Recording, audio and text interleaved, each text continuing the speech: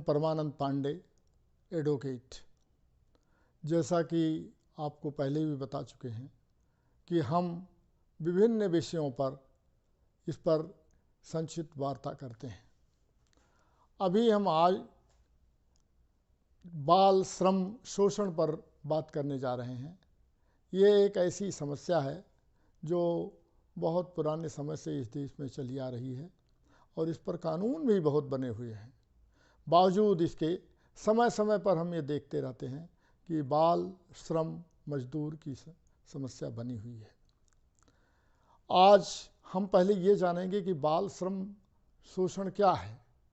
वास्तव में वह श्रम वो जो बाल लोगों से लिया जा सके, बच्चों से लिया जा सके, जिसमें उनका मानसिक, सामाजिक और शारीरिक विकास अवरुद्ध हो जाए, उसको आप बाल श्रम की सीमा में रख सकते हैं।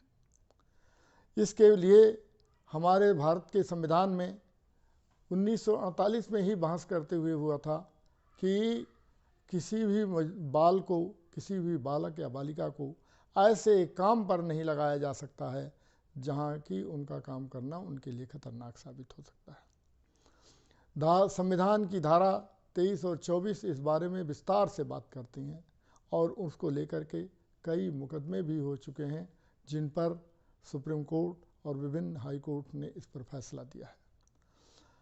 आज हम ये देखेंगे कि बाल श्रम क्यों हो रहा है, क्यों इस पर कोई रोक नहीं लगा पा रहे हैं लोग। इसके पीछे मुझे तो दो ही कारण दिखाई देते हैं। एक तो ये कि माँ बाप की जागरूकता में कमी है, समाज में जागरूकता की कमी है, और दूसरा कारण यह है कि वह सरकारी मशीनरी जो पूरी तरह से उसका पालन, अनुपालन और क्रियान्वयन नहीं कर पाती है। जो माता पिता हैं वो क्यों नहीं इस चीज़ पर ध्यान देते हैं। इसका मुख्य कारण मुझे दिखाई देता है कि गरीबी है। उस गरीबी के कारण वो चाहते हैं कि उनका बच्चा जो ही काम करने लायक हो जाए वो किसी दुकान में जाके काम करने लगे, कहीं और काम करने लगे, चाय की दुकान पर काम करने लगे, जिससे उनको कुछ आमदनी होगी। लेकिन इस देश में एक कानून और अभी बाद में बना है 1986 के बाद कि उनको शिक्षा का पूरा अधिकार दिया जाएगा। ऐसे किसी भी बच्चे को आप कहीं भी लगा नहीं सकते हैं काम करने पर जहाँ पर उनका शोषण हो रहा है। इसलिए कहा गया है कि वो बच्चे, उनको पूरी तरह से कपड़ा दिया जाएगा, खाना दिया जाएगा और उनके किताब की व्यवस्था की जाएगी, उनकी पुस्तकों की व्यवस्था की जाएगी और उनसे कोई फीस नहीं ली जाएगी। या ऐसे में ये भी है कि हर माँ बाप की जिम्मेदारी होती है कि उन बच्चों को शिक्षा के लिए भेजें, और जब उनकी शिक्षा होगी तो निश्चित रूप से उनके शोषण में कमी आएगी। अभी तो देखने में ये आता है कि इसके बावजूद कि तमाम सुविधाएं सरकार की तरफ से दी गई हैं, फिर भी तमाम लोग भेजते रहते हैं कि अपने बच्चों को वहाँ पर, जिससे कि वो काम करते रहें। भी इसके पीछे क्या कारण है कि तमाम बच्चे काम करते हैं।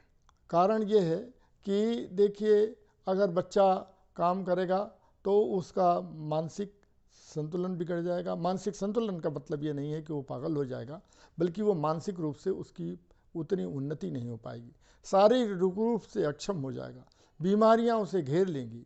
वो कई बार कि इतना काम करेगा कि काम करने के कारण वो उसकी दवाई पर ज़्यादा बाद में खर्च होता रहेगा। हालांकि इस देश में फैक्ट्रीज एक्ट 1948 में ही बन चुका है, माइंस एक्ट भी बहुत पहले बन चुका है। उसमें दिया हुआ है कि ऐसे बच्चों को, 17 साल से कम बच्चों को उसमें नहीं लगाया जा सकता है। बावजूद ये आप देखते हैं कि हर जगह तो माइंस नहीं है, हर जगह तो फैक्ट्रीज नहीं है, लेकिन उसी का विस्तार कर दिया गया है कानून में कि अब आप 14 साल के बच्चों तक से कोई काम नहीं ले सकते हैं। बावजूद इसके हम देखते हैं कि काम ले रहे हैं लोग। तो इस पर जागरूकता की ज़रूरत है। आपको क्या करना है, अगर कोई व्यक्ति 14 साल से कम बच्चे को रोज़गार दे करके अपने यहाँ काम करवा रहा है, यानी उसका शोषण कर रहा है, तो आप उसकी शिकायत, हर ज़िले में बने हुए हैं केंद्र, वहाँ पर जाकर करिए और बताइए। सरकारी मशीनरी का ये कर्तव्य होता है कि खुद जा कर के उसकी जांच करे और देखे कि बच्चे क्या काम कर रहे हैं। अगर उनका शोषण हो रहा है, वो उनका दोहन हो रहा है, तो उसको रोकें और उनके पुनर्वास के लिए पूरी पर्याप्त व्यवस्था कराएं। अगर बच्चे का विकास होगा, बच्चा ठीक ढंग से काम करेगा, तो ये समाज के हित में है और देश के हित में है कि उनका विकास होना चाहिए।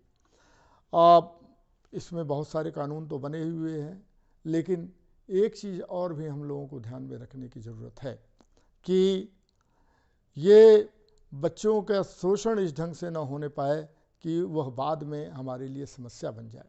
इस समस्या को रोकने के लिए सबसे ज़रूरी है कि उनका शोषण रोका जाए। कानून बने हुए हैं, कानूनों का ठीक ढंग से परिपालन किया जाए, उनका अनुपालन किया जाए। इसमें समाज के लोगों को हिस्सा देना पड़ेगा, माँ बाप को देखना पड़ेगा और इसके साथ साथ सरकारी मशीनरी पर भी ध्यान देना पड़ेगा। हम इसी बात को लेकर के आगे भी नए टॉपिक पर विचार करेंगे, क्योंकि ये एक नई समस्या ज्वलंत आ गई थी जिसको लेकर के आज हम लोगों ने सोचा कि हम इस पर विचार करें। लेकिन आप जुडिशियल पैनोरमा को लगातार देखते रहिए, आप देखेंगे कि इसमें बहुत सारी जानकारी की चीज़ें आपको मिलेगी। अगर आप इसको लाइक करेंगे, इसको शेयर करेंगे तो हमारा, और इस पर कमेंट देंगे तो मेरा मनोबल बढ़ेगा, और मेरा मनोबल बढ़ेगा तो हम नए सिरे से आपकी बहुत सारी चीज़ें सोच करके और आप लोगों के बारे में, इसके बारे में बताते रहेंगे।